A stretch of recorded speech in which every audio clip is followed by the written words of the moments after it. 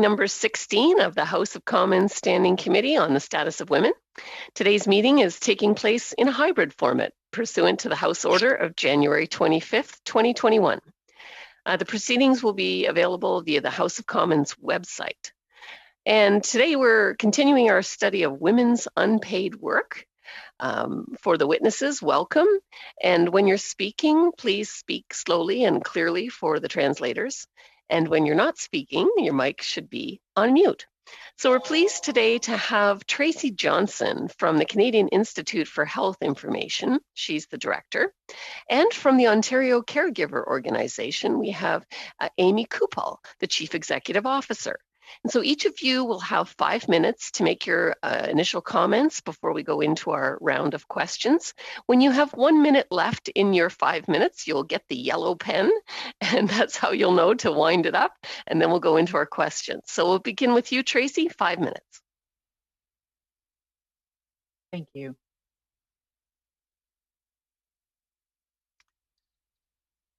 On behalf of the Canadian Institute for Health Information, thank you for the opportunity to appear before the committee. I'd like to acknowledge that the land I'm speaking to you from today is on the traditional territories of the Wendat, the Anishinaabe Nation, the Chippewa, the Haudenosaunee Confederacy, and the treaty lands and territories of the Mississaugas of the Credit. I recognize that it is now the home of many diverse First Nations, Inuit, and Métis people. Today, I will share information on the distress experienced by caregivers, including those who care for people with dementia, and for people who require palliative care. While our data sources are rich, there are some limitations. We aren't able to break down caregiver data by sex because that type of data isn't collected. Information about caregivers, such as caregiver distress, is collected indirectly through home care assessments that are done on the people who receive home care. However, these assessments don't include sex, age, or ethnicity of the caregiver. Our data shows that approximately 96% of Canadians who receive home care services on a long-term basis had an unpaid caregiver. More than 1 in 3 of unpaid caregivers in Canada were distressed. Distress was twice as high among people who lived with the individual they cared for compared to those who did not. Among the caregivers who co-resided, about half were spouses and a third were adult children who cared for their parents. Distressed caregivers spent an average of 38 hours a week providing care. That's the equivalent of a full-time job. 7 out of 10 caregivers in distress cared for someone who needed substantial help in at least one personal care activity. Personal care can include activities like bathing, eating, dressing, and personal hygiene. Caregivers who cared for a senior with dementia were more likely to provide more hours of care. CIHI's report, Dementia in Canada, found that caregivers of seniors with dementia provided an average of 26 hours of care each week. This is substantially higher than the 17 hours provided by caregivers of those without dementia. Caregivers of seniors with dementia were also more likely to experience distress than those caring for other seniors. And they were even more likely if the person with dementia displayed verbal or physical aggression. There are also added financial challenges to caring for people with dementia, such as home modifications, professional healthcare rehab services, assistance with daily activities, transportation, travel, or accommodation, specialized aids or devices, and drugs. The Alzheimer's Society of Canada estimates that caregivers of people with dementia paid $1.4 billion in 2016 in total out-of-pocket costs and projects that this amount will rise to $2.4 billion in 2031. Caregivers play a critical role in supporting loved ones who receive palliative home care. CIHI's report, Access to Palliative Care in Canada, found that almost all palliative home care clients had family or friends who provided care, making it possible for them to stay at home. Across Canada, these caregivers were mostly children or spouses of the palliative care client. About 2/3 of palliative home care clients lived with their family caregiver, compared with just over half of other home care clients. In some provinces like Alberta, you must have a family caregiver to qualify for the palliative home care We found that nearly 1/3 of family and friend caregivers of palliative home care clients expressed distress or experienced distress. High rates of caregiver distress may signal a need for more effective and appropriate home care services and community supports to help caregivers manage care for both their loved ones and themselves. While our data sources are robust, there are a few caveats to the information I've presented. Our data includes information on those caring for people receiving home care services for longer than 60 days, and not all jurisdictions are included. The data represents all regions of Newfoundland and Labrador, Nova Scotia, Ontario, Saskatchewan, and the Yukon, all regions of Alberta except the Calgary zone, and all regions of British Columbia except Northern Health. Thank you for the opportunity to present this information. I'm happy to answer any questions. Excellent. Now we'll go to Amy for 5 minutes. Thank you, and good morning to the members of the Standing Committee on the Status of Women. I really appreciate the opportunity to present to you here today. I am here as the CEO of the Ontario Caregiver Organization, a non-advocacy organization that gives voice to Ontario's caregivers and provides research, support programs, and services to caregivers with the goal of enhancing the caregiver experience in Ontario. The role of caregiver is one I know well from personal experience.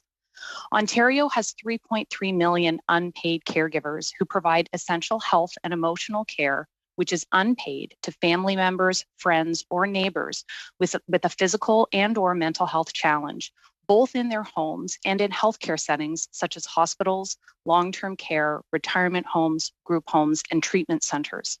The majority of caregivers in Ontario are women at 54%. The largest age category at 41% of caregivers is between the ages of 46 and 65. Our organization tracks the caregiver experience through our annual Spotlight on Caregivers report. This year, we found that before the COVID-19 outbreak, 47% of women provided up to 4 hours of care in a typical week, 15% between 5 to 9 hours, and almost 1/3 at 29% provided care for more than 10 hours per week. Since the outbreak, the hours put in for caregiving have increased, with 18% now providing care for 5 to 9 hours and 31% providing care for more than 10 hours per week.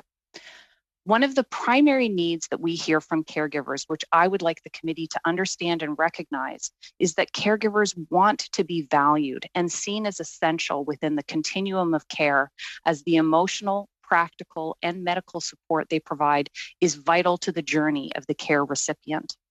This need has become especially apparent during the pandemic.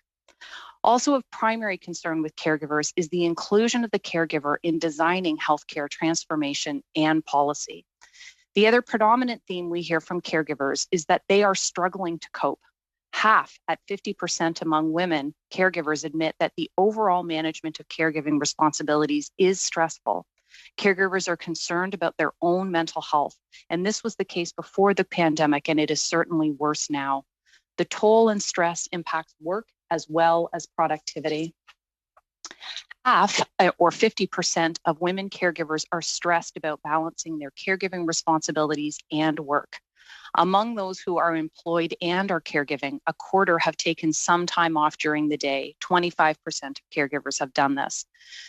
27% of caregivers have taken a few days off, while 1/5, somewhere between 15 and 19%, have reduced or altered their working hours to manage caregiving.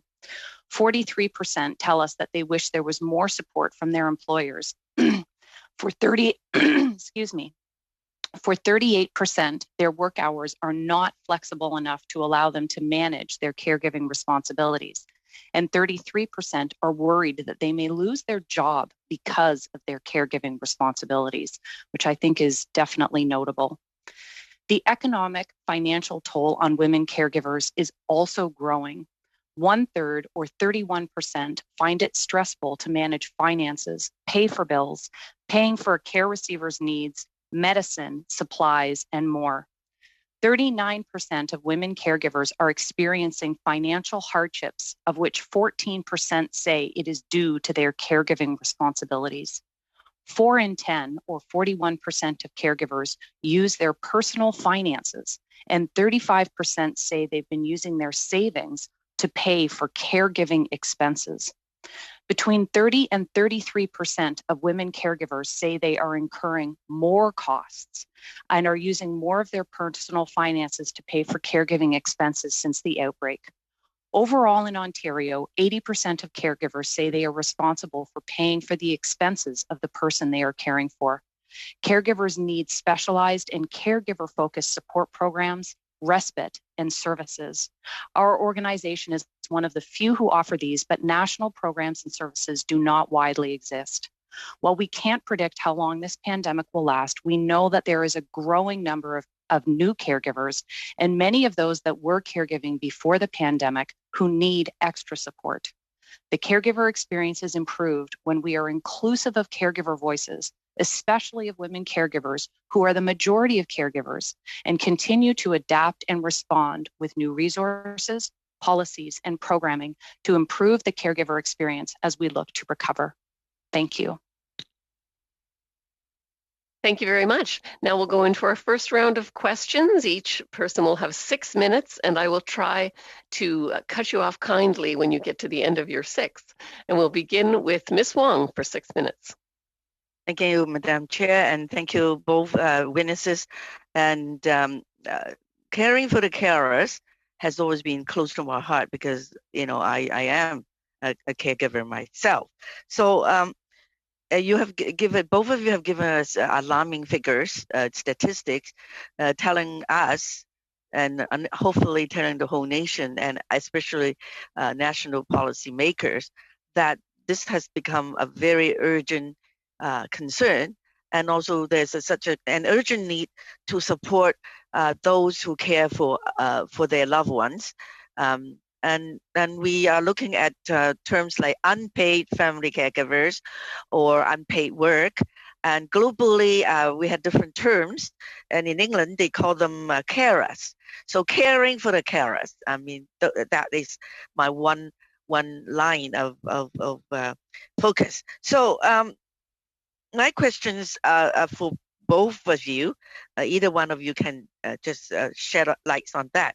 First of all, you did mention about the role of business owners, employers, and their support. What would you suggest? Because while I was the Minister for Seniors, I did start a panel for employers and their support, because it's very important, especially for those who are working and who are balancing between family and work. So can you shed more light on the need of getting the owners and employers, business owners and other employers to understand this the importance of their staff who are now have to give up their productivity. So can either of you shed light on that, please? Amy. Thank you. I think this is a really critical question. We know that some caregivers feel safe and comfortable to raise the issue of their caregiving responsibilities with their employers, but some do not, because they actually fear reprisal or even termination because they are asking for something as simple as understanding to practical accommodations or modifications to their work circumstances. So I think the number one thing that we would love to see is a greater understanding on the part of employers about the things that caregivers are doing and why it's so important that there is a context for having that dialogue in any employment situation. The other thing is to recognize and understand that different working circumstances require different types of conversations. Many of us in this meeting right now have the luxury of being able to work from home, but that is not always feasible in certain working circumstances for anyone in an employment situation. And so we encourage employers to look at other creative solutions around scheduling, around split shifts, around different ways that employees could potentially fulfill their responsibilities outside of the standard standard schedule or accommodations that might be available. But the first step surely is dialogue and understanding. And in many ways, the pandemic has helped to shine a light on that. Thank you. My other question is more focusing on palliative care, home care, and obviously that the end of life caring is very, very crucial, not only to the one who is going, and also for those who are who will be staying. So the need for more palliative care and therefore hospices is so important. For the end of life caring. So I understand that Tracy did mention about that. Can you add more information in that towards that part? Tracy. Thank you, Ms. Wong. We don't have, so our data talks specifically about caregivers' distress. So these are folks who are on home care. What we do know is that only about 15% of people who are on home care actually receive palliative home care.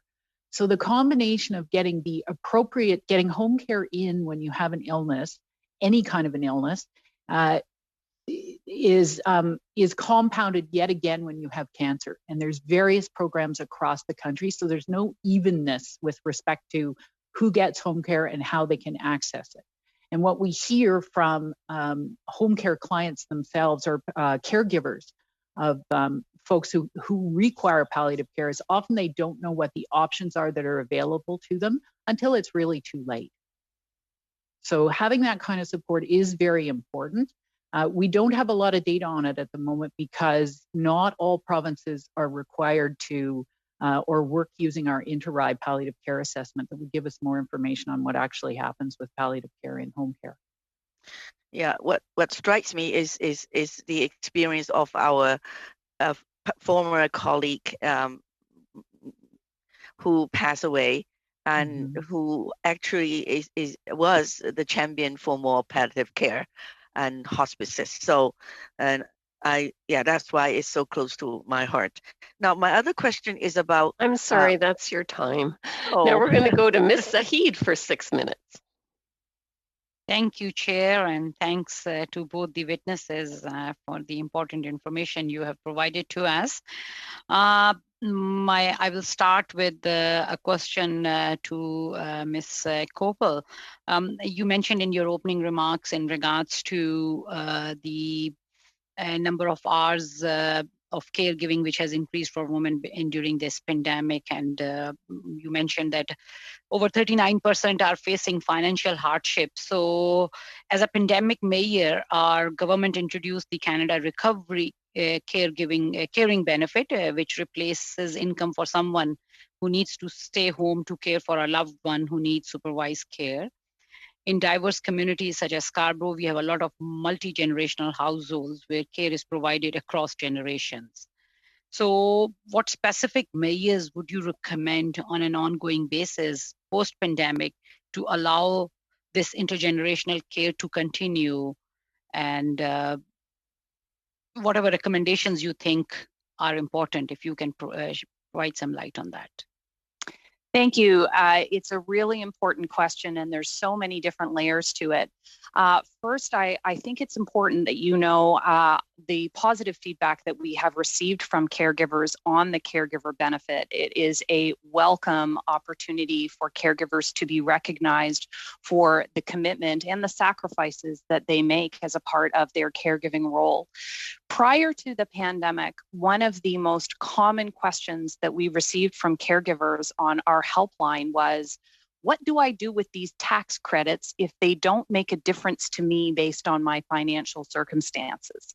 And so I think that's an important piece of information for us to convey to you, is that the kinds of financial supports that caregivers often benefit from may be dependent on their particular financial circumstances.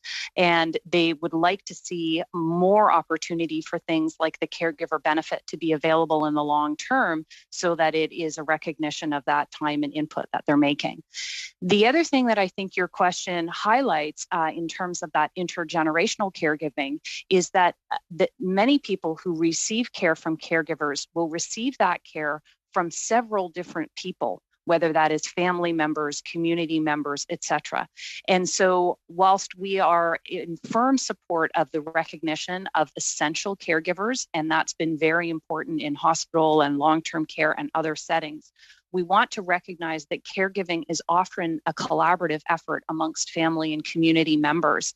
And so one of the challenges that I would ask you to explore is, how do we recognize the constellation of caregivers that come together, and that those caregivers may play different roles and be in different places. Many families that are dispersed across the country may have different roles, and I've certainly experienced that within my family. My sister, who lives in Alberta, did everything she could do at a distance, while I did everything hands-on with my mom while she was going through her cancer and palliative care journey. So recognizing the nuances in that caregiving, I think, is very important. Thank you. My next question is for Ms. Johnson. We know that the task of caring for aging parents often falls on women as an unpaid work. So if women are to be able to choose to participate more fully into the workforce, they need to have the confidence that long-term care is available that will provide safe, affordable, quality care. We have seen that confidence has eroded during this COVID-19 pandemic. Would you agree that establishing national standards for long-term care is vital to build the trust? And what would you recommend should be included in those national standards? So at CIHI, we don't take positions on policy. We're neutral. What I can say is that we see wide variation right now in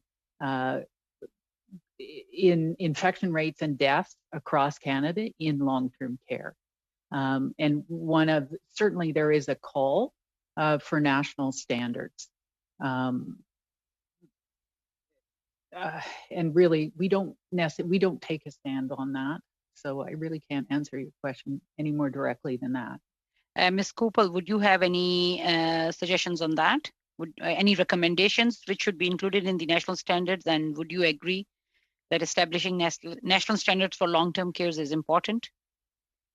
Similar to CIHI, we take a non-advocacy position on these things. What I will say is that we have been a part of a weekly roundtable focused specifically on long-term care. And the direction of that dialogue has certainly been in support of that amongst a wide group of stakeholders who have very vested interest in long-term care.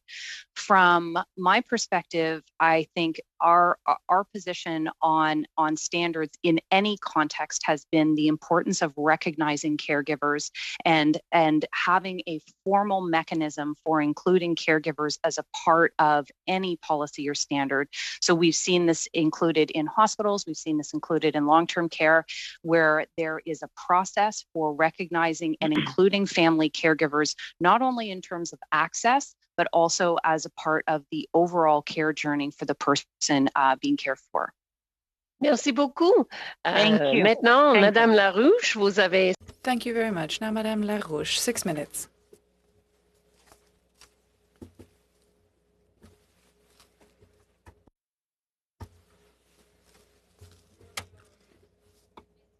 Thank you very much, Ms. Kubal and Ms. Johnson. Thank you for being here this morning. It's very important because I am a spokesperson for the status of women, but also for the elderly. And we know that elderly women are particularly affected by caregiving and by this invisible work. So first, I'd like to hear from Ms. Johnson.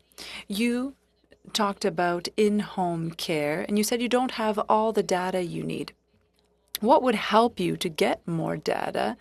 And if you had more data on invisible work and in-home care, Could that help to establish other policies that would better help caregivers and help them with the mental workload of this invisible work? Good question. I would say right now what we would be more interested in what we're more interested in as organization in doing is expanding the home care data we get and expanding the breadth of that data. So as I noted earlier, not all provinces are covered. So we're working hard at CIHI to increase the coverage for that home care data, which gives us a fair amount of rich information on the patients themselves. At the moment, there aren't plans to expand what there is around caregivers. It is inadvertently collected. But understanding the palliative care needs, as was spoken about earlier, an expansion of inter-I data to include palliative care assessments across the country would be helpful.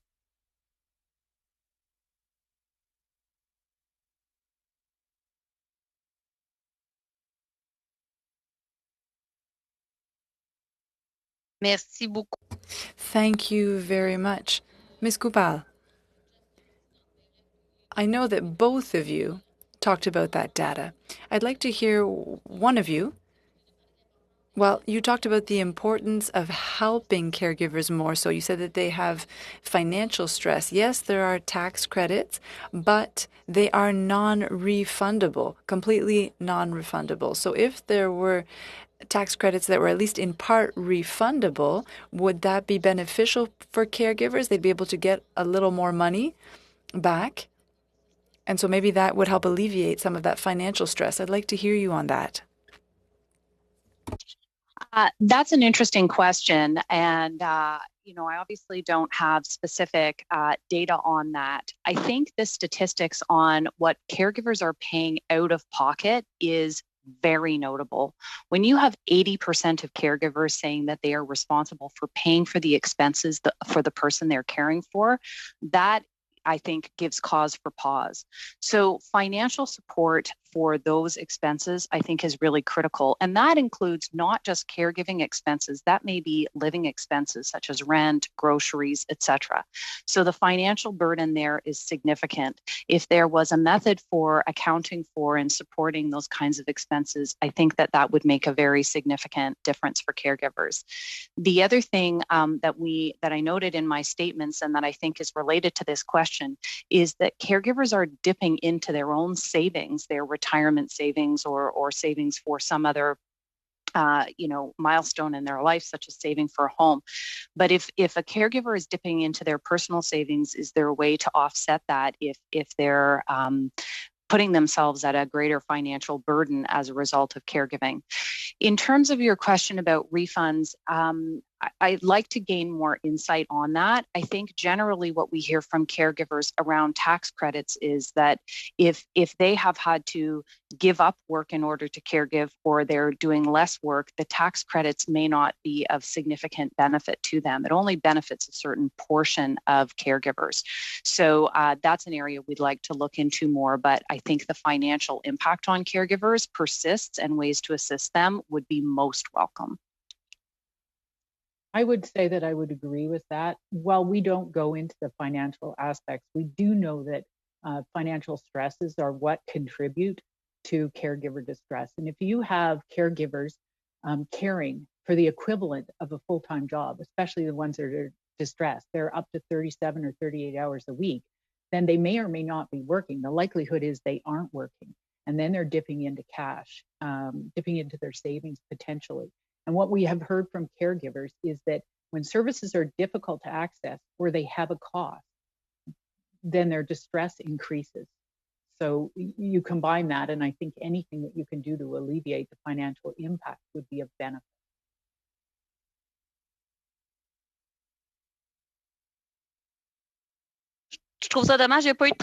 Oh, it's unfortunate there wasn't interpretation because the sound wasn't good enough, so I didn't hear the answer from the last witness. But I'd like to hear if there's a confirmation about caregivers, especially for elderly individuals. Their situation was already precarious before the pandemic, and since the pandemic, things have increased, whether that's groceries or rent. If you could confirm that those things are all part of the expenses, so maybe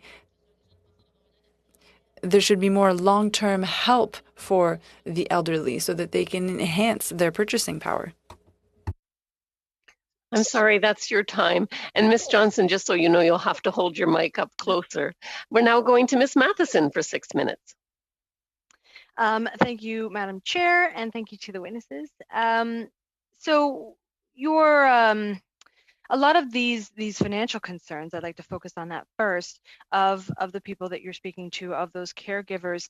The focus is, of course, and you've just said, you know, they're non-refundable tax credits for the most case. They are income dependent and reliant. So moving away from that reliance, so that it's far more across the board and supportive. I hear that that's what you're pushing for. What I'd like to ask, though, and maybe this is on the policy side, but a lot of what the NDP is pushing for are universal programs. And so in terms of, first of all, ensuring that long-term care is affordable, housing is affordable, that idea of universal health care, universal pharmacare, universal dental care, that would ensure that across the board, everyone was paying together, so that all of those costs were actually already covered. Those out-of-pocket costs that these seniors, but also caregivers are incurring would already be covered. They wouldn't have to worry about that. Have you heard from your membership, from the people that you advocate for, about potentially those longer term universal supports that would offset the costs that they incur? For both witnesses. Thank you, Lindsay. Maybe I'll start. Can everyone hear? So while we don't have a position necessarily on financial aid or universal programs, what we do know is that to accommodate changing needs, things like adult day programs, respite care, meal delivery, community social support, and help navigating the healthcare system are all important for caregivers. They tell us this in some of our focus group work. So those are the kinds of things that might be covered by some universal programs. I would very much echo those comments in terms of the kinds of programs and supports that people are looking for. One of the most common requests that we receive on our helpline is, how do I get moved up on a wait list? So if we look at respite support, there's a desperate need for respite support for a caregiver in distress, but they're going to have to wait weeks or months to get it. And that was pre-pandemic. So I think alleviating some of the pressure points on the wait list for the kinds of services that the other witness has identified would make a big difference.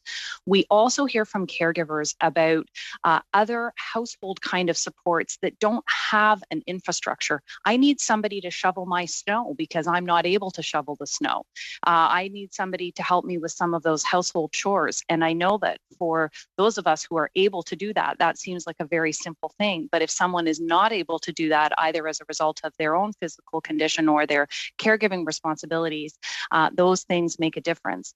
What we do understand in terms of the financial pressures on caregiving is that they are paying out of pocket for both caregiving expenses and general living expenses. And they are looking for alleviation in the financial burden that they've taken on, which is in addition to the hours that they're committing to of time, which may affect their own ability to work at all, or even how much they're able to work. So caregivers are sort of facing this double impact in terms of their challenges with earning their own income and then spending the available money that they have on caregiving and related expenses. Okay. One thing that was proposed by the Canadian Labour Congress was they asked for a federal care economy commission. So they would study, collect that data, be able and have the ability to collect to collect the data that you were talking about sometimes is not as available as you'd like it to be. It's not as specific. So they would have that ability, but also then use that data to design and implement a care strategy for Canada. And they talk about the creation of a broad and inclusive labor market that would look at getting to a point where those high quality, equitable jobs within long-term care is achieved, and actually as well as childcare, because we know that it's at both ends for especially for women. But they would also examine and pay and examine paid and unpaid care work. Look at the demands and the increasing demands, what's necessary. They would reduce and redistribute that care work, and again, leading to a lot more of that access to public care services, and potentially addressing some of the things that we are clearly missing, those chores, those domestic ideas that aren't covered necessarily by traditional programs per se. So is that something that would be helpful? Do you think that we should move forward with? Would that be a potential solution or idea?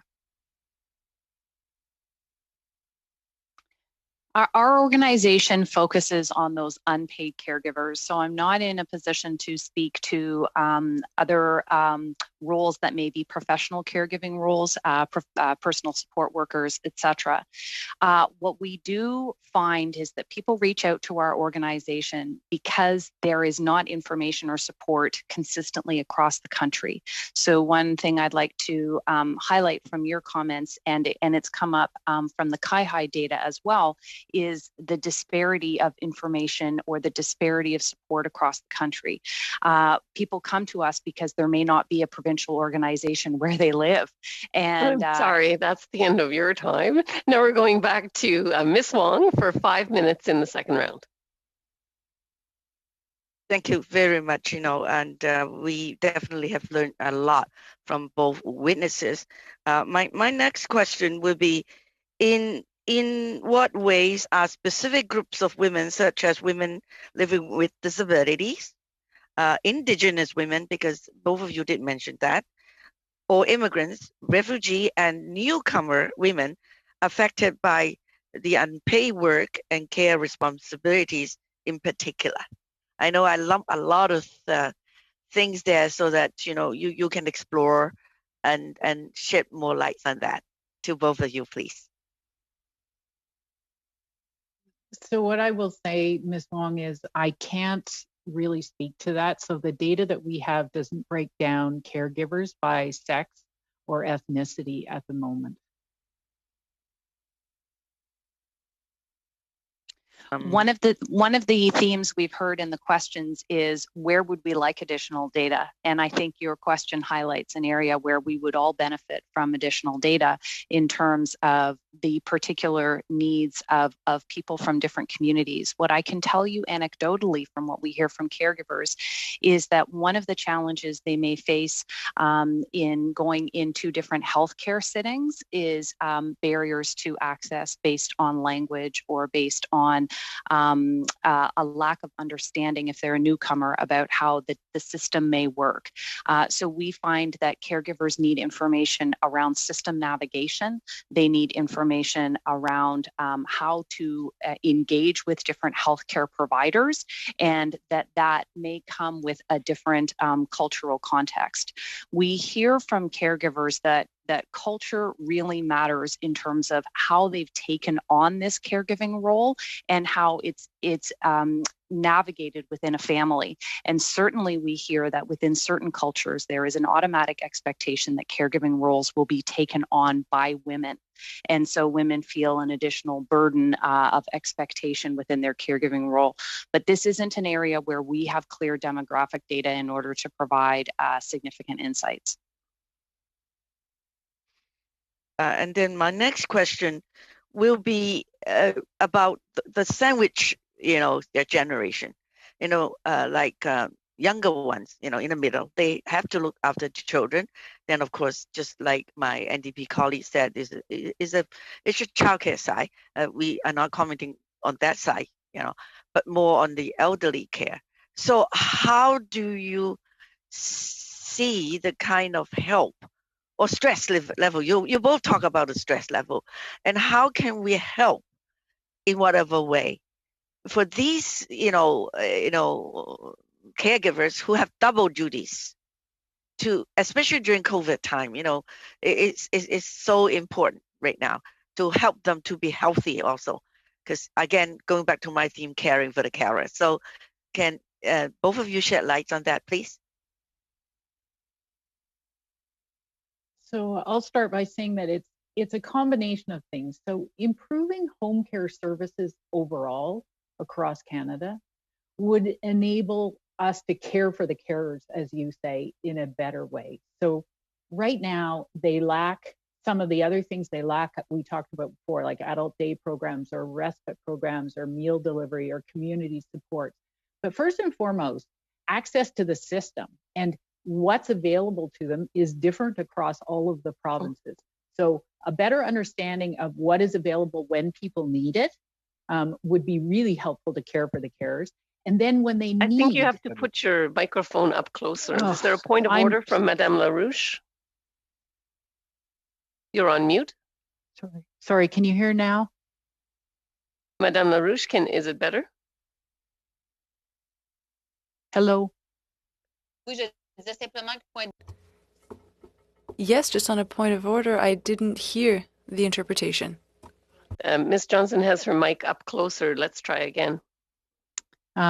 So I'll start by saying that to care for the carer, we need to have, first of all, a way that they can understand and access home care services in a much more equitable way across the country. So I'm talking about the data we have, which is around carers or caregivers of people already on home care. So these would be long-term home care clients, so greater than 60 days. They often have multiple chronic conditions, could be palliative with cancer, could also have things like lung disease or Alzheimer's.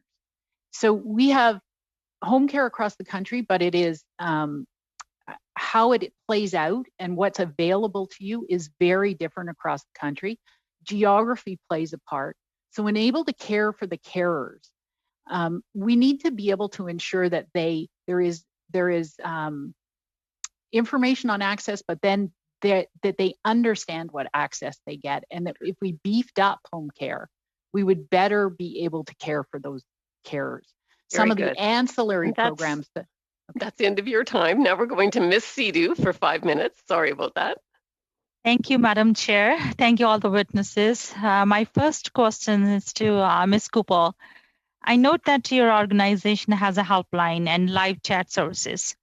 What are the benefits of virtual support that you have observed during this pandemic, and what kind of calls you're getting? And what impacts does the burden of unpaid work make on women's mental health? Just want to know. Thank you for that question, and I'll draw on different sources of data. In terms of the helpline, we have our 24/7 helpline available in English and French where people can call, and it actually speaks to the comments that were just made to the previous question. What supports are available in my community? How do I reach them? And we can actually help to facilitate a warm handoff to some of those organizations.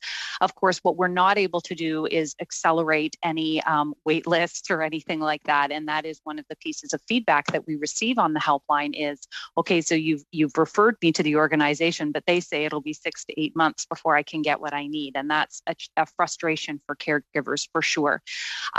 What we have found through the pandemic is that there has been an increased demand for helpline as well as our chat online by caregivers, particularly because the services that they're looking for are often changing in terms of did they move virtual, have they shut down, and what do I do now that the kinds of supports that I've been looking for may not be available. Another significant concern for caregivers during the pandemic has been, I'm not sure I feel safe to access the services that I previously accessed because I'm concerned about infection prevention and control, whether that's home care or even going into appointments. And so it's been an important education tool to talk with caregivers about what's available to them and how to communicate their needs. In terms of your other question, I think that we've certainly heard from caregivers out of province through these resources because they don't have these types of tools available across the country. And we hear from caregivers that they need additional support with system navigation. When you call our helpline, we can help make those referrals and pass on, but sometimes people actually need to understand how all the pieces of the puzzle fit together, especially when it's patients who may have multiple diagnoses or have complex care needs. It becomes the caregiver's role to become the system navigator, to become the project manager. And that's an area where they need assistance as well. Thank you for your important feedback. One thing I just want to highlight, do you think federal government has invested of 240 million in a virtual care solution, including Wellness Together? If Ms. Johnson, you want to add that, would you like to add anything? Do you think it's effective? Because I'm getting lots of positive feedback from my residents. I want your views on that. So across Canada, provinces with respect to health have been trying to move towards more virtual care. What we did see during the pandemic, when we look at physician billing, is that while physician visits dropped significantly in April and May and June of last year, for the visits that they did do, physicians got up to 50% of those were virtual. So there was a huge increase in virtual care. Some provinces like Newfoundland very specifically used virtual care to deviate people from the hospital because they wanted to ensure that they freed up beds. So virtual care is being seen as very important. I can't comment on whether the money is appropriate or not. But one of the other things that we're working towards and we need to work towards with virtual care, if we're targeting this money, is measuring it appropriately, understanding whether or not it's effective for patients and that they get the care that they need. Can you lift your mic? The interpretation is not able to catch it. One of the things... Oui, Madame la Présidente, j'entends toujours pas la... Yes, Madam Chair, I still don't hear the interpretation. Okay, well, we'll try again with it closer. So with respect to virtual care, while I can't comment on the absolute cost of the absolute dollars to be put into it, we recognize it as being an important component of the health system going forward. All provinces do. There was a very large increase in it during the pandemic. So over 50% of physician visits for family doctors were done virtually. What we do need, however, is standards for measuring that care across the country and understanding that the experience works for patients and physicians. So the outcomes are just as good with virtual care as they are with a face-to-face visit. Very good. And that's your time. Madame Larouche, 2 minutes. Madame Larouche, 2.5 minutes. Thank you very much, Madam Chair. I'd like to, well, you addressed the question of, well, you said that in the system, sometimes caregivers offer long-term care. Bit up to your nose? Oui, bonjour. Alors voilà. Yes. You said that in some centers, they were lacking means, whether that be financial means or equipment, personal protective equipment, for example, for people who are going to lend a hand. So can you confirm that this is a matter of lack of financial means to better help these long-term care centers? Et je m'adresse à l'une ou à l'autre. And this question is for both of you, since you both addressed this matter. And you've confirmed that the provinces, and I'll give you another example, there are respite homes in Quebec. We already have the interest to help them, but what we're lacking is means, equipment, and financial. I'd like to hear you on those matters. Ms. Kupel. I'm not able to comment on the provisions within long-term care or other settings. I'm not sure if that was the full extent of your question, but that's just not an area where we have insight. Was there another part of your question that I may answer? Oui, allez-y, mais... Yes, go ahead.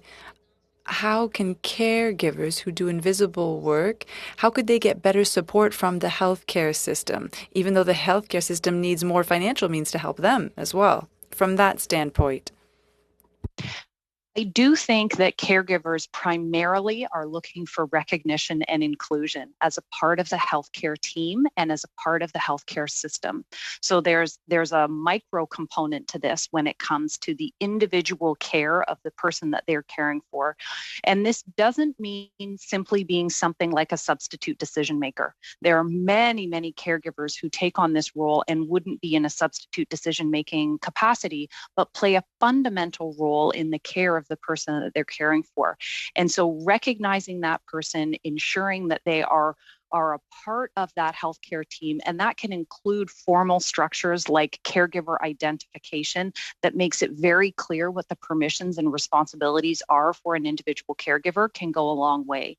But the other thing that's very critical is the inclusion of caregivers at the individual hospital or long-term care or broader policy levels, so that caregivers are at the table and a part of those processes. It's really an important consideration to make sure that caregivers can be a part of that input and decision-making process through healthcare transformation. Very good. And now we'll go to Ms. Matheson for 2.5 minutes. Thank you.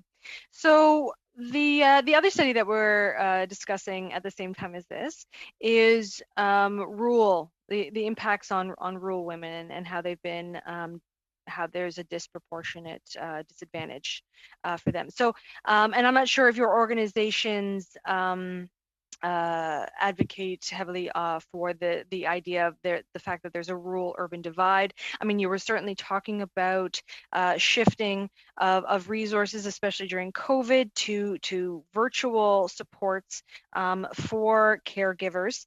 Can we talk about what you're seeing in terms of the unavailability in those rural areas for caregivers, and potentially if you've heard that they are specifically having issues because in a lot of rural areas the cost of the internet is very, very high. They don't have access yet to some of the broadband services that they need, and then travel into cities where they may be able to receive that respite or those services that you were talking about.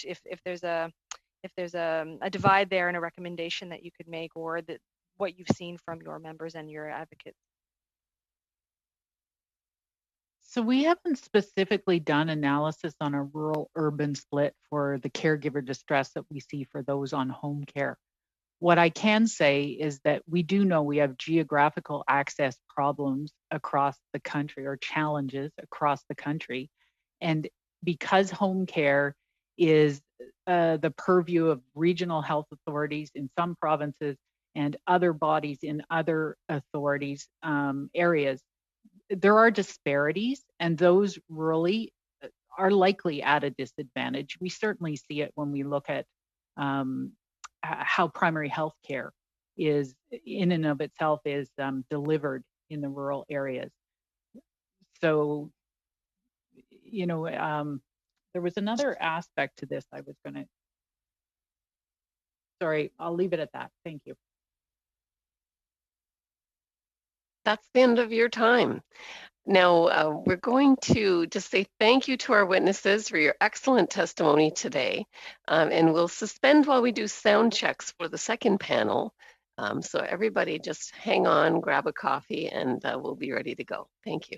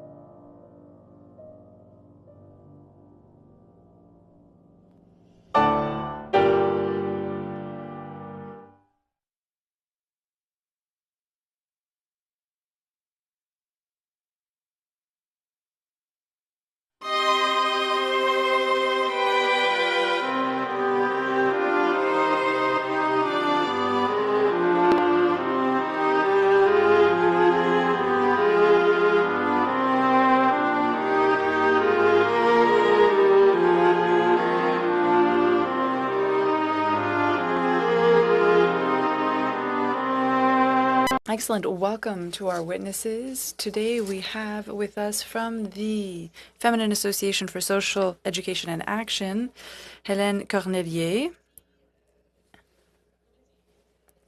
and the Interorganizational Committee for the Recognition of Invisible Work, Marianne Pertuiset-Ferland. I hope that I pronounced that correctly. And so you have 8 minutes, Hélène. Go ahead.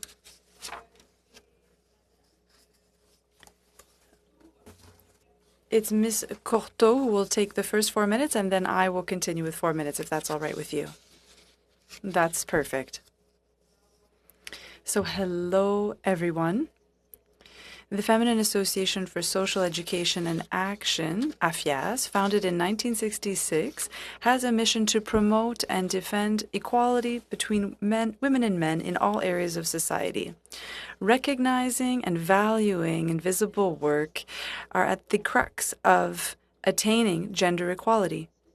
These issues have been at the heart of our association's advocacy since its founding, when our association took the matter of invisible work head-on by tackling blatant injustices. In 1968, our association presented a brief to the Byrd Commission to speak out against invisible work done by women as a factor of dependence and poverty. Since 1974, our association has been calling for a financial and legal status for women who contribute to the family business or that of their husbands. These women work double duty, working for the family business and as mothers and housewives without recognition or a salary. In 1980, Jacques Parizeau, Finance Minister of Quebec, granted these wives the same rights as all employees. For over 50 years, our association has been adopting many recommendations with the goal of obtaining a legal status for female household workers and for the recognition of this work that is still invisible.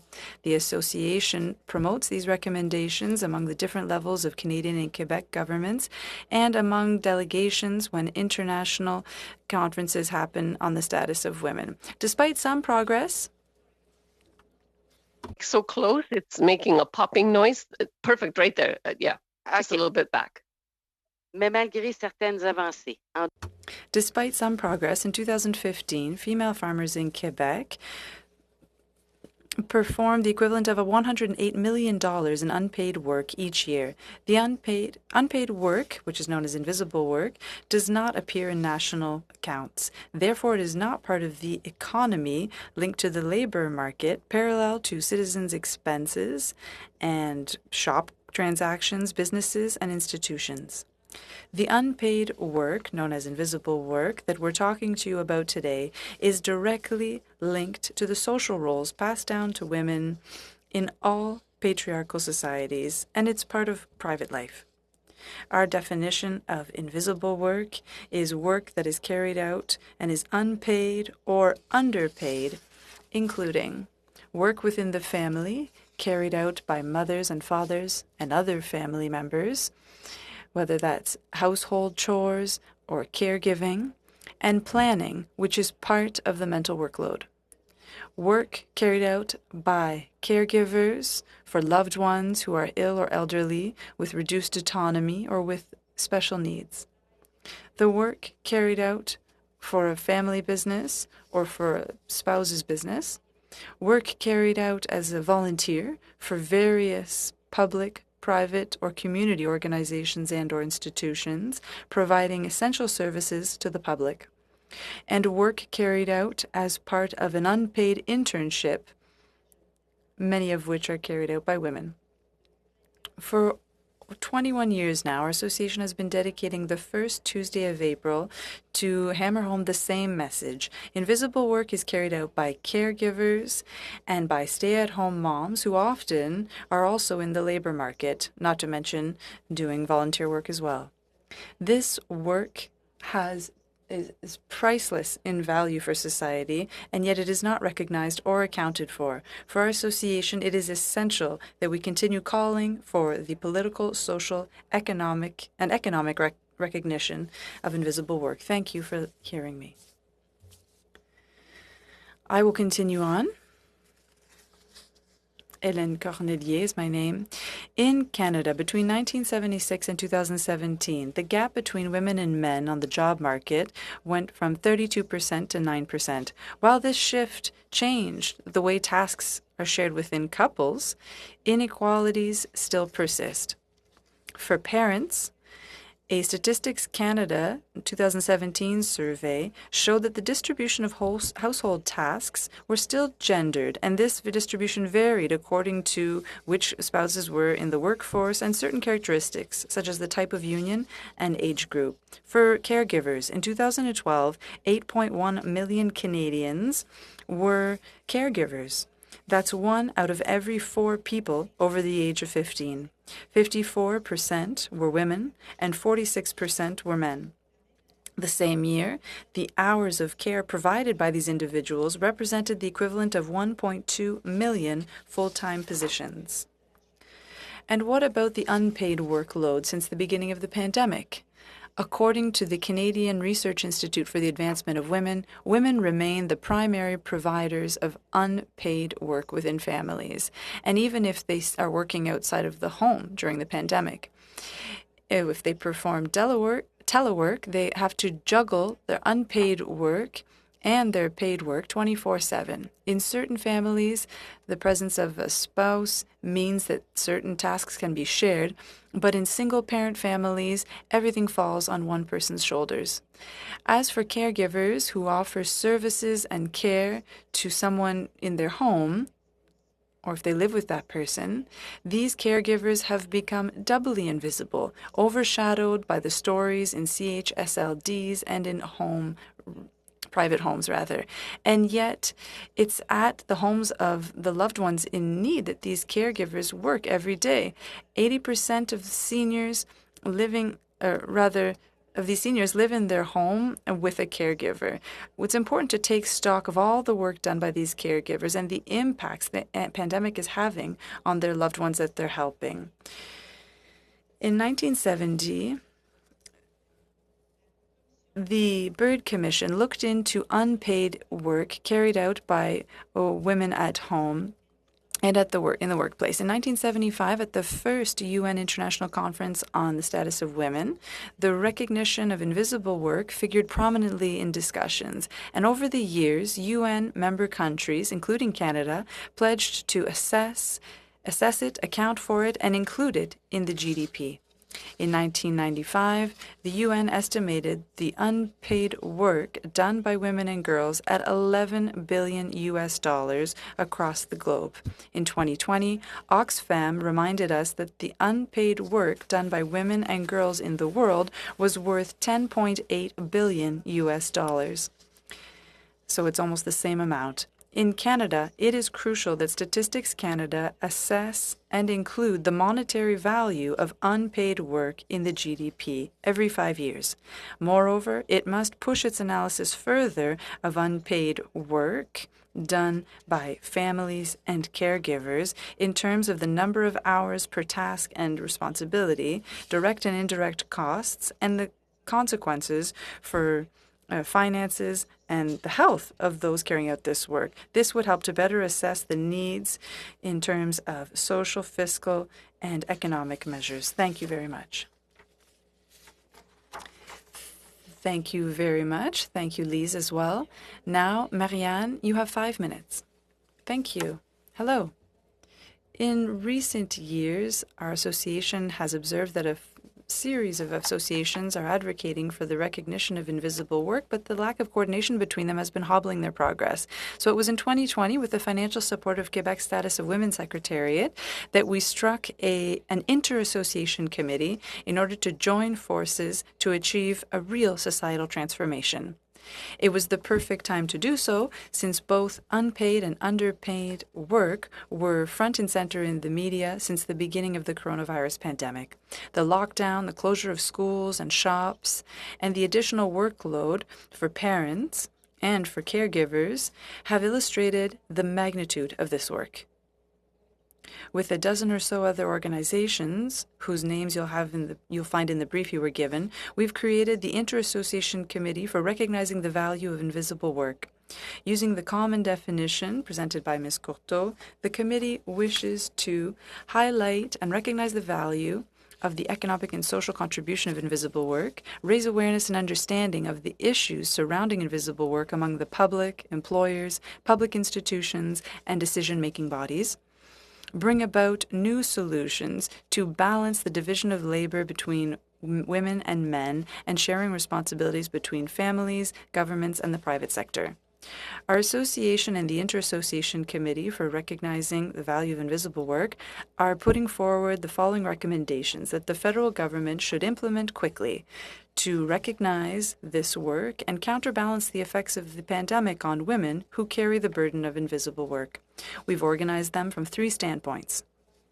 To recognize the value of invisible work, we're asking to legislate that the first Tuesday in April be designated National Day of Invisible Work across Canada, and to work towards having the first Tuesday in April be the International Day of Invisible Work adopted by the UN member countries, and to apply the Intersectional Gender-Based Analysis Plus, GBA Plus, and to integrate it transversely, both for the workplace and for the implementation and evaluation of government measures for recognizing the value of invisible work. To strive to deconstruct gender-based stereotypes and instaure incentives for a more fair division of responsibilities in homes and in society. For measuring and evaluating invisible work, we're asking to include the economic value of unpaid invisible work in the calculation of the gross domestic product, GDP, every 5 years, to add a question in the calculation of unpaid work hours in the Canadian long-form census that goes out every 5 years.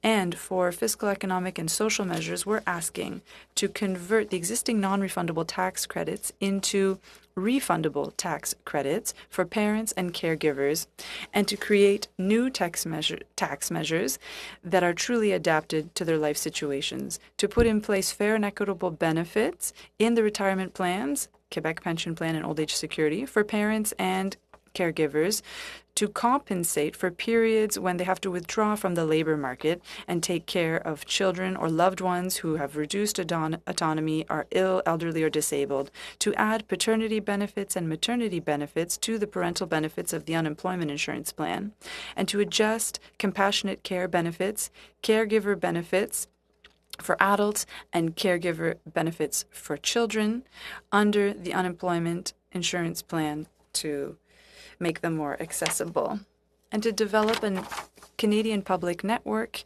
for reduced cost daycares while allowing Quebec to opt out with compensation. In conclusion, the unequal distribution of invisible work and the lack of recognition for it are seriously thwarting efforts to achieve gender equality in practice in Canada. The invisible work is essential for society to function well, and particularly during the pandemic, and the government plays a key role in making sure that the people who carry out this work, the majority of whom are women, are being better protected and supported, and to encourage a more equal distribution of tasks in families and society. Taking such measures will directly contribute to improved gender equality in our society. Thank you.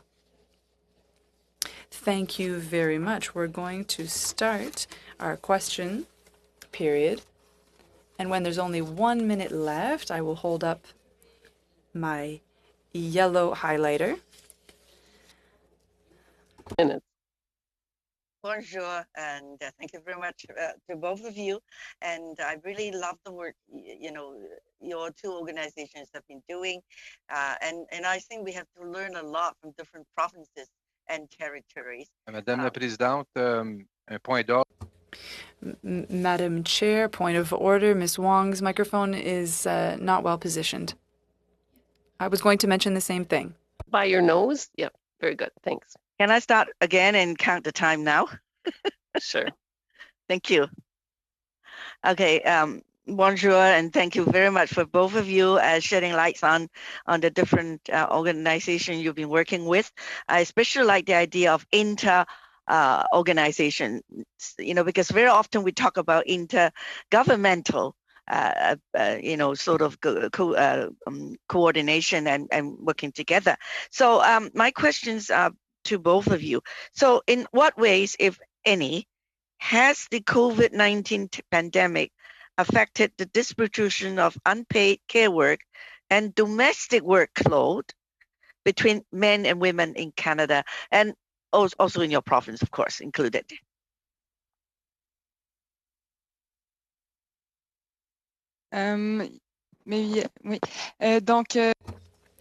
Yes, I would say that with the pandemic, with a lot of people who are performing telework, and with children who have to do their schooling from home, that definitely had an impact on the distribution of invisible work.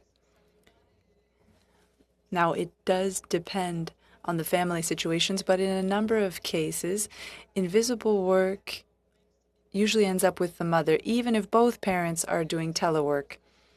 The mother is the one who's usually more involved for supporting the children in their schooling, or if there are any problems during the day, for example, the child needs help, it's usually the woman's work which will be interrupted. And of course, that's a generalization. That's not always the case. But for a lot of families, the pandemic and the telework situation have increased the workload for mothers.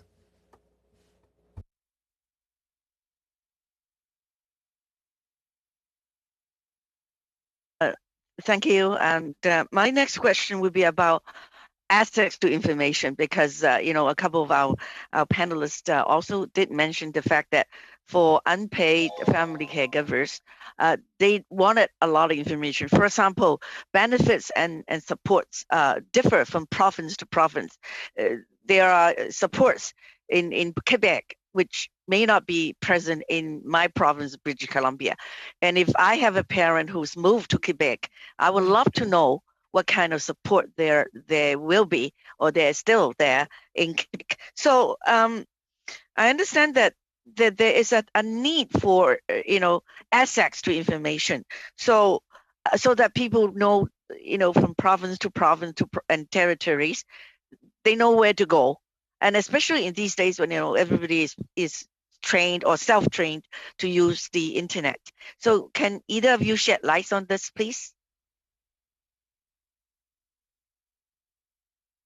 Lise, did you want to try?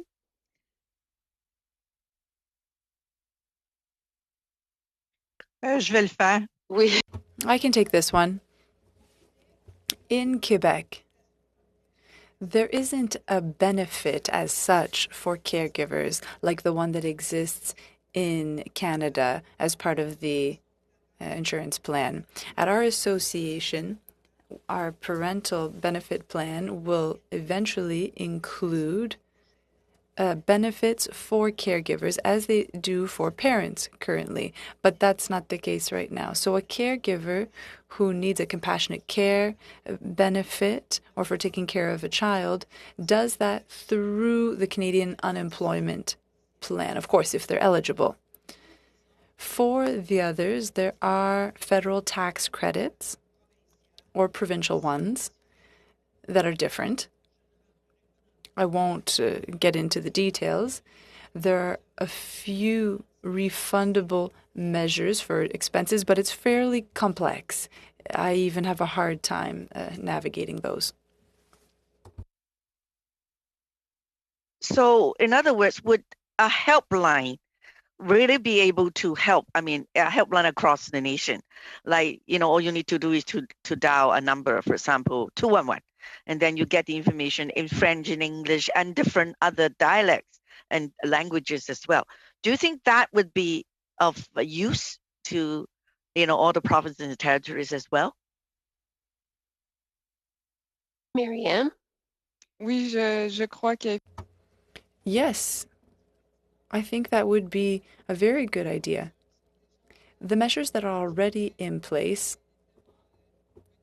well, they would need to be bolstered, but the existing measures oftentimes they don't benefit the people who really need them because of access problems and a lack of information. So indeed, I think that a helpline would be beneficial. Alors, nous allons maintenant So Now, 6 minutes. Mr. Serret. Thank you, Madam Chair. And heartfelt thanks to our witnesses.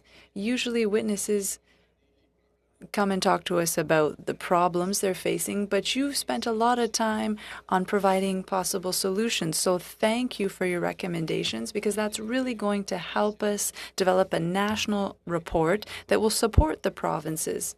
So my first question for Ms. Pertuis-Ferland. Have you carried out studies on the duality? Do you have recommendations that are gender specific that have, concerning the issues we're having in Quebec, in Ontario, and elsewhere in Canada? Unfortunately, we don't have a lot of data on that. One of the problems that we want to highlight is the lack of information. This is why we want to put in place measures that would quantify the work that's being done in different regions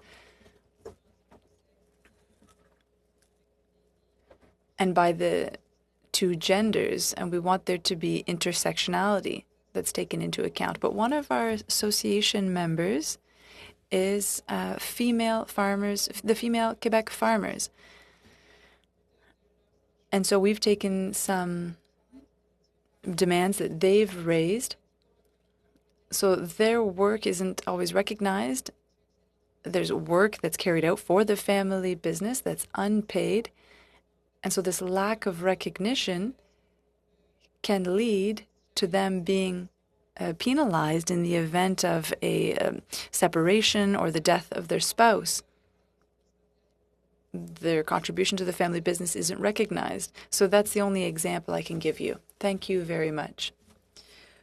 For Ms. Cornelier and Ms. Courteau, do you have studies on recommendations for the federal government to involve men and boys in this dialogue? Do you have any specific recommendations on that? How to get men and boys involved, especially when we're talking about invisible work and caregivers. You can go ahead, Hélène. Well, specific solutions, well, that's a little tough on the federal level because, of course, it's not the federal level that takes care of education. It's the provinces that do. A lot of things happen in the daycares and in elementary school and, of course, within families. So on a federal level, we're talking more national campaigns that are adapted to the various populations in the provinces and groups of various cultural diversity. Because we can't go about this in the same way when we're dealing with a newcomer from North Africa, for example, or from Asia, as we would for a family who's been here for 3 or 4 generations. I think that often we have to speak in the person's language as much as possible and use images that are suitable for their culture. Otherwise, it just goes in one ear and out the other, and people don't understand. And so that they don't feel it speaks to them. And it's the same thing for Indigenous families. So we need to work with the communities to get the message out in a way that resonates with them.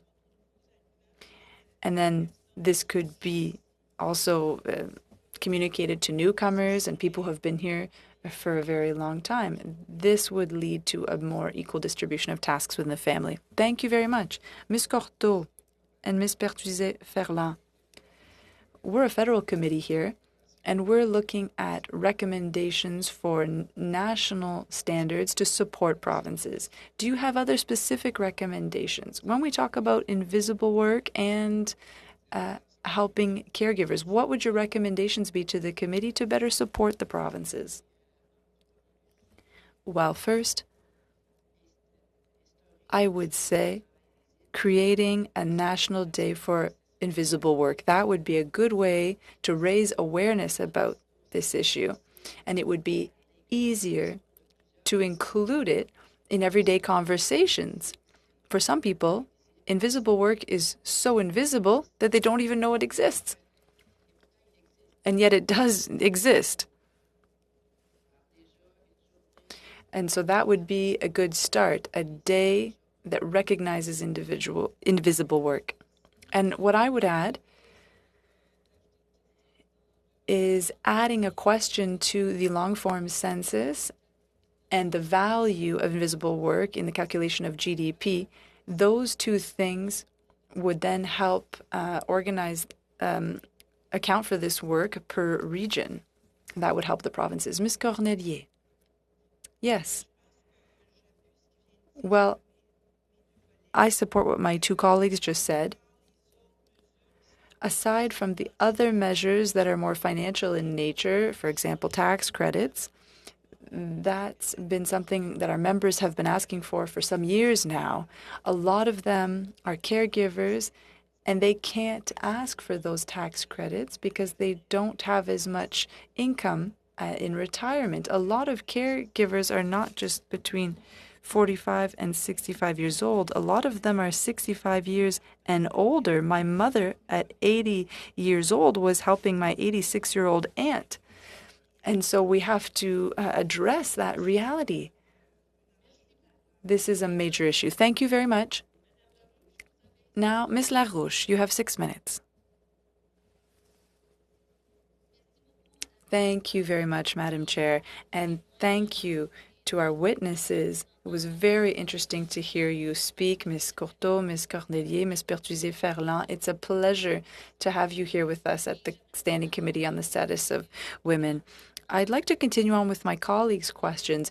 You talked about a solution being to have a National Day for Invisible Work on the first Tuesday of April. There was a bill tabled by Nicole Demers in 2010, and it's now 2021. That's 11 years later. And so there's a real importance of having an awareness day. That would be a first step towards raising awareness, but also to pushing recognition of invisible work further. Hélène, you can answer this one, please. Well, what's important, and it's been 21 years now that our association has brought this forward publicly, discussing invisible work in 2001. The idea is to raise awareness among the public and decision makers. And it's in that vein that Ms. Demers had tabled a bill in the House of Commons to request the creation of this National Day. It was a conservative government at the time, and there was no follow-up, and that's often the case with bills and motions. We're not asking for a motion, but rather a decree or a bill. This is in connection with international commitments that Canada has been making since 1975. It would mean recognizing this work. Canada pledged to do this. And so it would be an additional step to making this visible. It would be to create a national day for the whole country, just as was done for December 6th, a special day to recognize violence against women as part of what happened at the Polytechnique of Montreal. And there was a request to have a similar day in the month of February for another important issue. So these are very important days of recognition, and that helps raise awareness and show the importance of it in people's minds. And it would highlight, this day would be highlighted year after year, and then as part of that, Statistics Canada could compile data on unpaid work.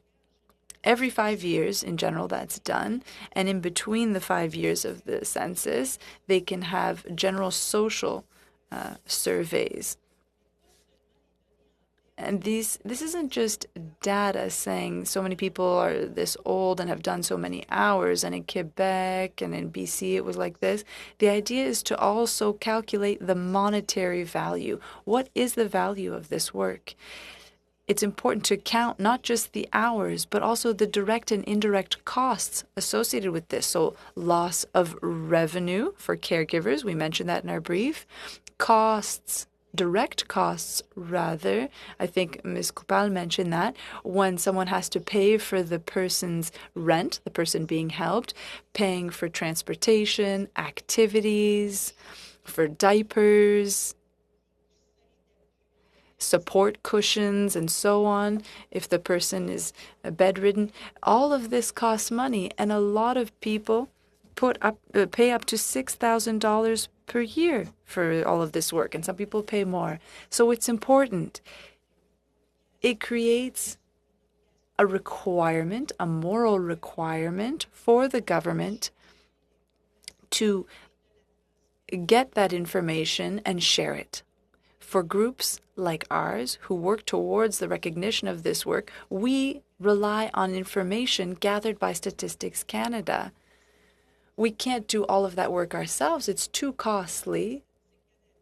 And we can't make these requests of Statistics Canada privately because we'd have to pay for it. So it's up to the government to gather that information rather than leaving unpaid work in a situation where it's completely invisible. It's important to account for it in the GDP just as other activities in the economy are accounted for. It's important to recognize it. And with the pandemic and everything that it brought along with it, I think that it's time now to take action quickly on this matter. And your study is a perfect example of this. Exactly. Thank you for reminding us of the work being done by your association. It's much more than the motion tabled in 2010. And we heard about the request for the February 22nd day to recognize smuggled individuals. So it's essential to go forward with what you're suggesting to better help caregivers in their invisible work. There's a direct link between the data collected and what can be implemented. Yes, without that information, we can't prove what this is based on. I mentioned the recovery benefit for caregivers, and based on the data that we received recently, we're talking several thousands of people who made the request, but there were 8.1 million people who were caregivers in 2021. I don't have the exact number. Now we're going to Ms. Matheson for 6 minutes. Thank you so much. And I appreciate the witnesses and what they've brought to us today. I am appreciative of all those suggestions, as Mr. Sarré had mentioned, that those recommendations that you brought forward, they're extremely helpful. I absolutely agree that there needs to be far more recognition on this. The refundable tax credit is key in terms of that equalizing the ability of people to access it.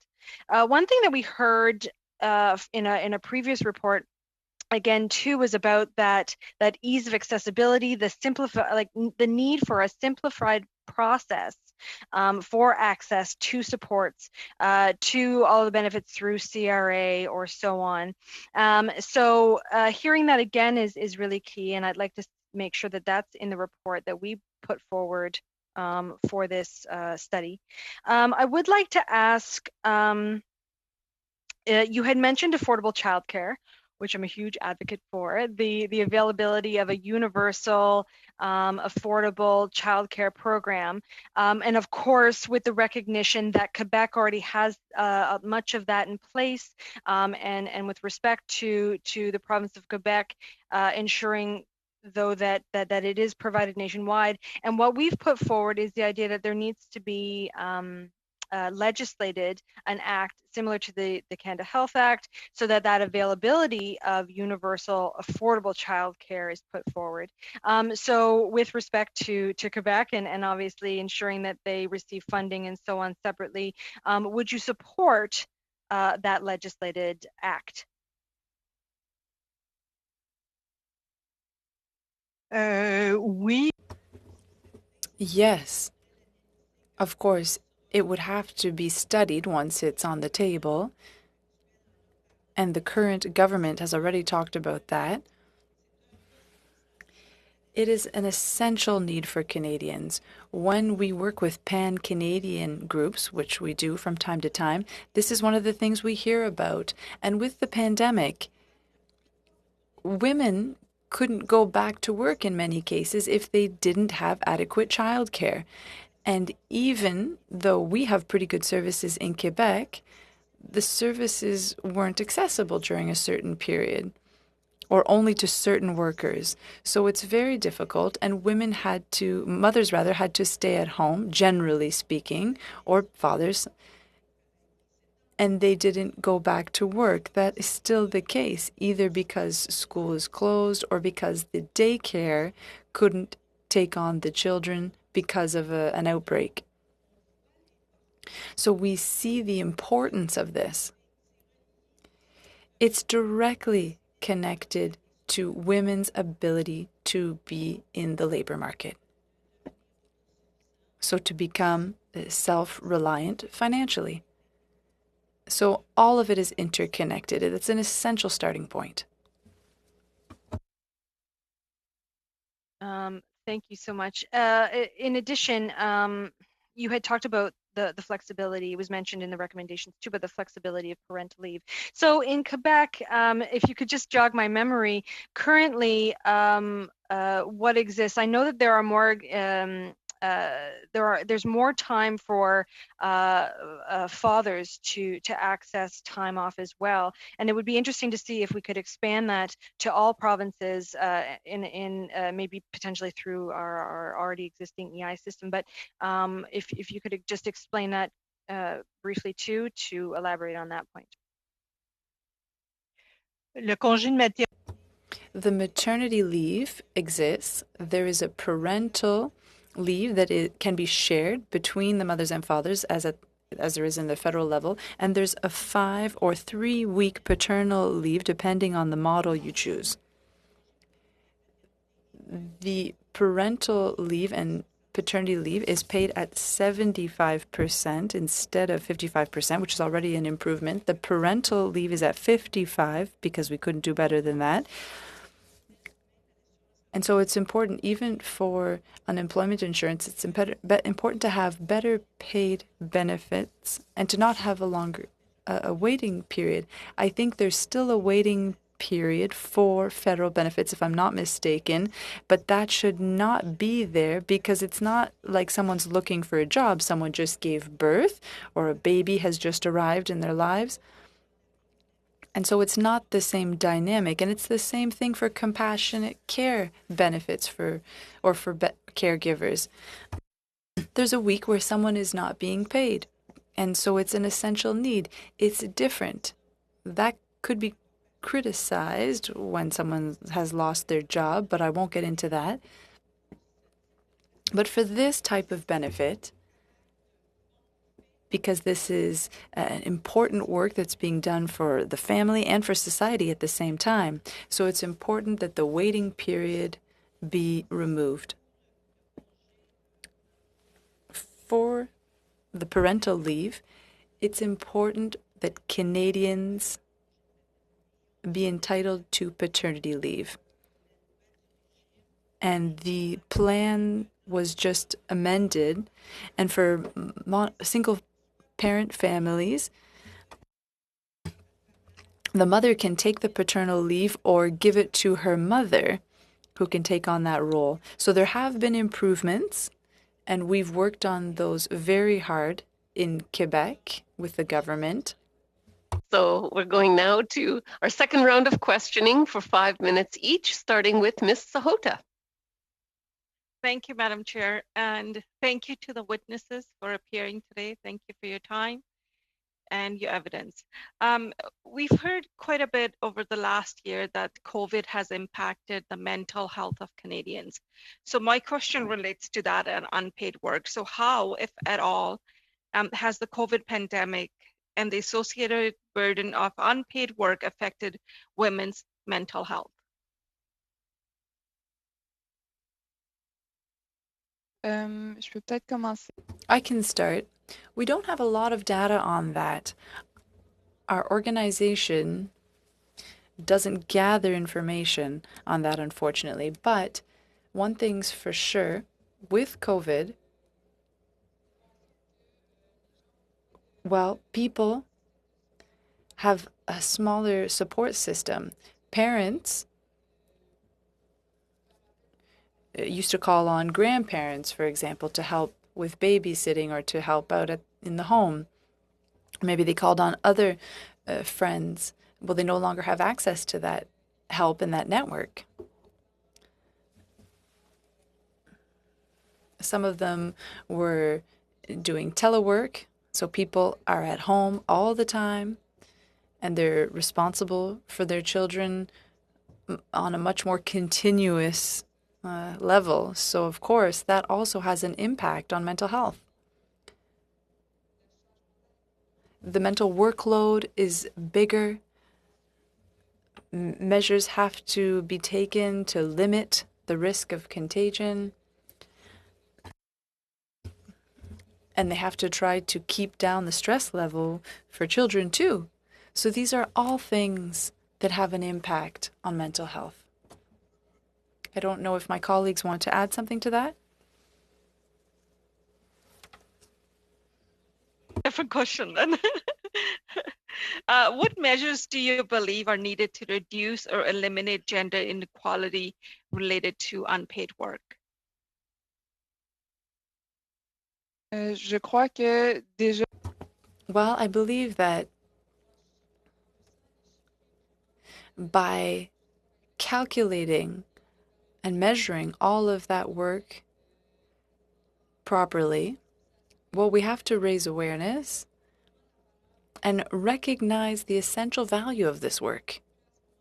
Then we believe that will lead to a better distribution of labor within the family, because all too often people don't realize and they just think, oh, the fridge is magically full and the housework has been magically done. But if we put in place measures that recognize that work and recognize that the rest of the economy and everything that works well in society depends on that invisible work that is done, and it allows for society to work well.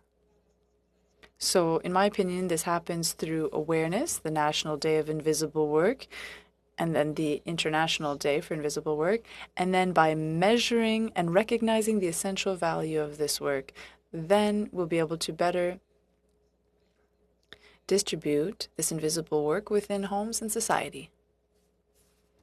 If there's still some time, I'd like to add something. Unpaid work within the family is not recognized. All jobs that are connected to that, whether it's workers in daycares or personal workers, some people called them the arms. That insulted me a little bit. They are people, they're not just arms. So all of these professions are underpaid because it's connected to the work done by women. Here in Quebec, Mr. Legault offered to train people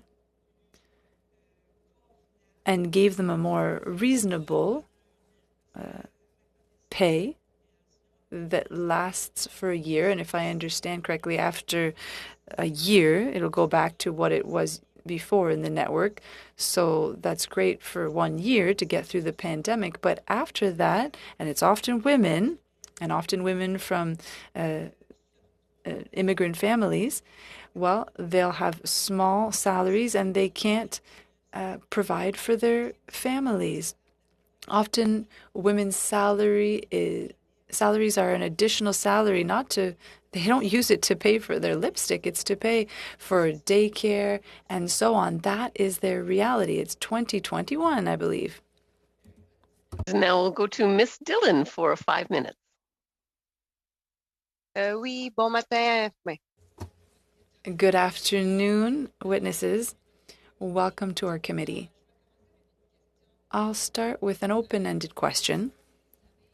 As you know, our government introduced shared parental benefits.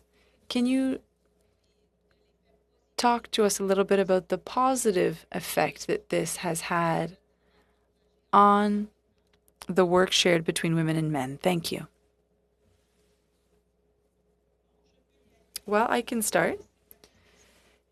Yes, the parental benefit is from 2004, if I'm not mistaken.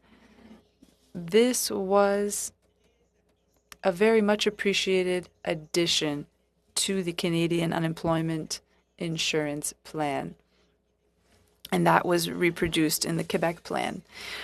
The result of that, well, for a first child, it's often the mother who takes the leave to stay as long as possible. I think that's still the case now, but I've seen a lot of cases. I could talk to you about one of my nephews. The mother took the leave and the father took the paternal leave, and for the second child, well, it was twins.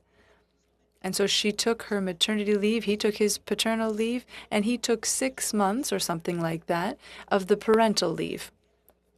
So she was able to return to her job and resume her studies, which is what she wanted to do.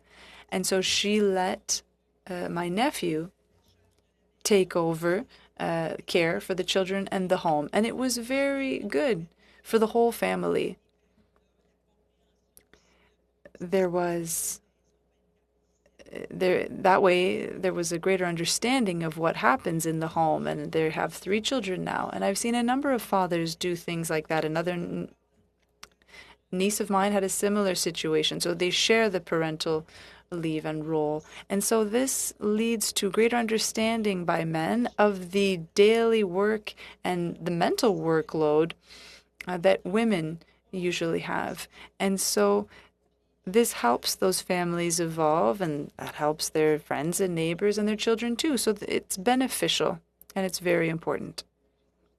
May I add something? When it's the mother, often it's the mother who's the primary parent, and the father often might ask questions like, well, where's the baby's milk? Or he refers to the mother a lot. But when the father takes parental leave, paternal leave as well, and takes on those responsibilities and takes care of the children, well, that leads to a more equal distribution of roles between the parents.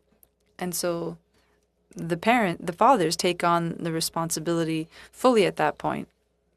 And as you know, our government also introduced 5 to 8 additional weeks of parental benefits. In your opinion, does that help families even more so, and young families?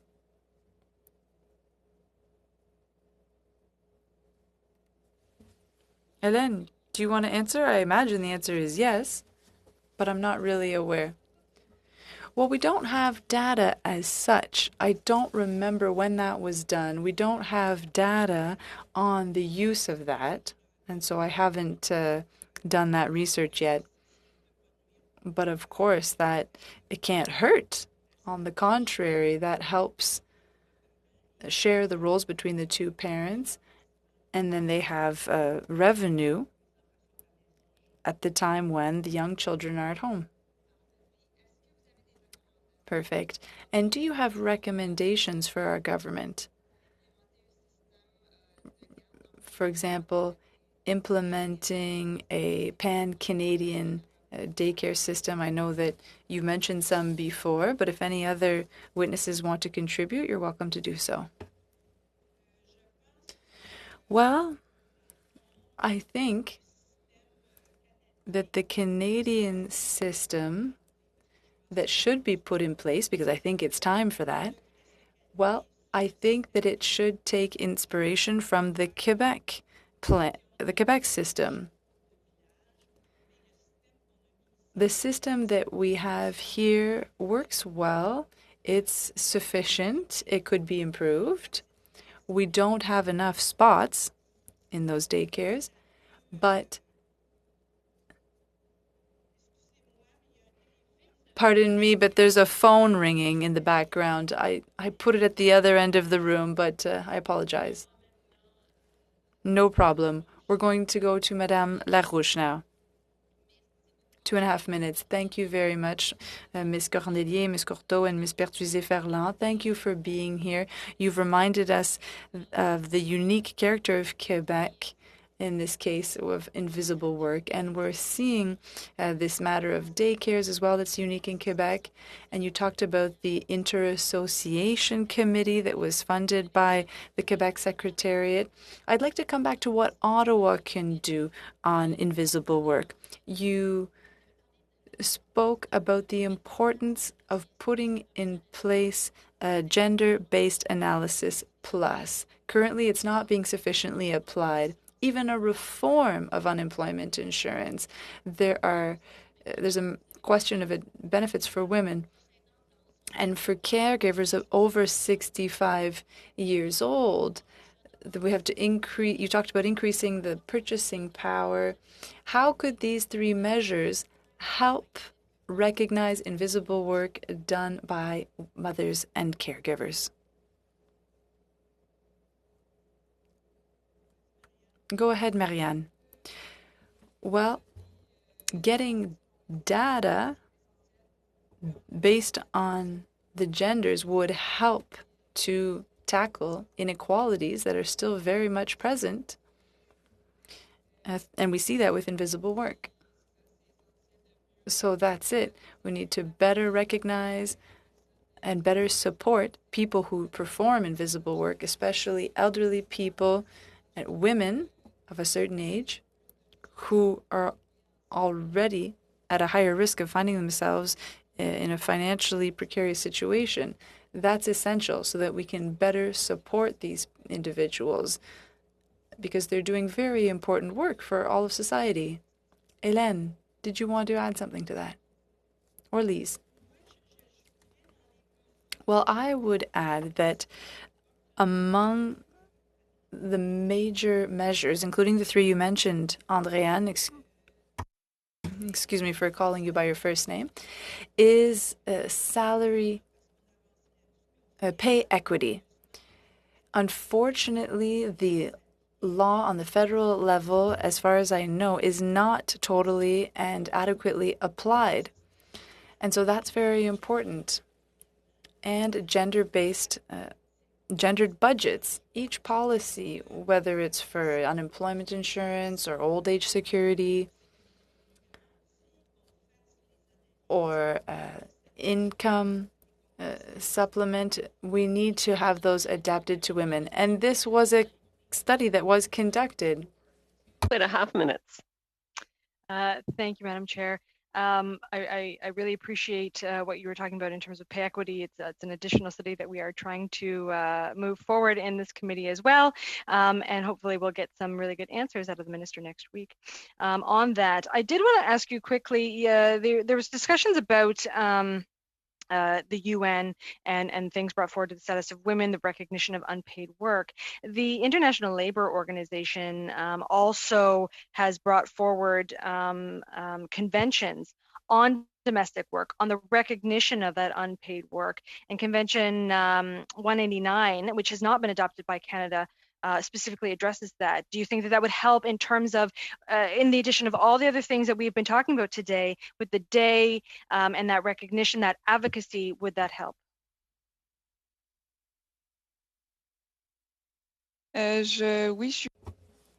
Yes, I'm not familiar with that convention in particular, but of course, if we can address the matter internationally and unite the forces of a number of countries on this subject, then yes, that would be beneficial. And in terms of that push for gender equality within care work, I mean, it is seen entirely in a gendered way. It is underpaid, it is undervalued. So in addition to things like pay equity, a federal minimum wage, a livable wage that we can provide those standards for, are the things the federal government can do to expand on that inequality or take it apart. Hélène? Hélène, would you like to answer? I think you're referring to the minimum guaranteed income. Is that right? Wage, rather.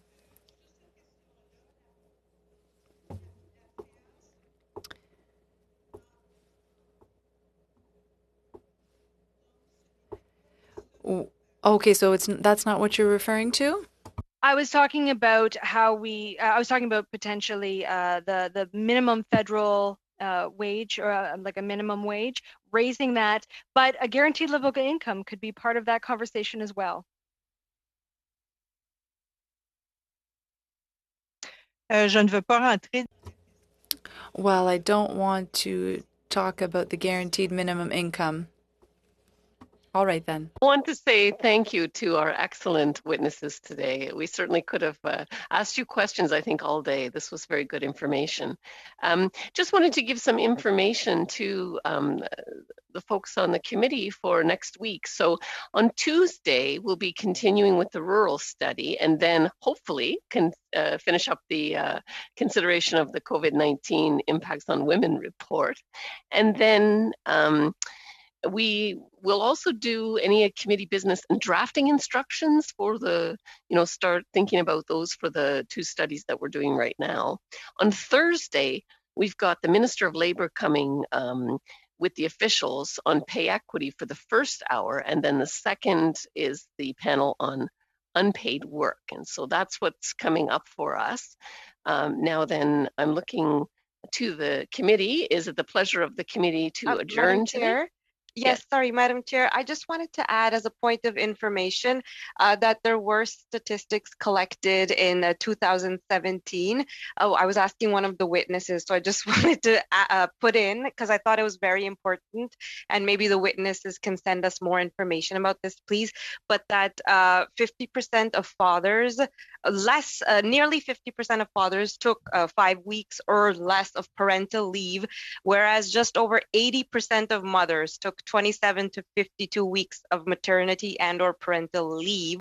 So I thought it was a very interesting thing, because we're discussing about the inequality of men and women. So yeah, I think is good data to put into the study. All right, is it the will of the committee to adjourn? All right, very good. I will see you again then on Tuesday next.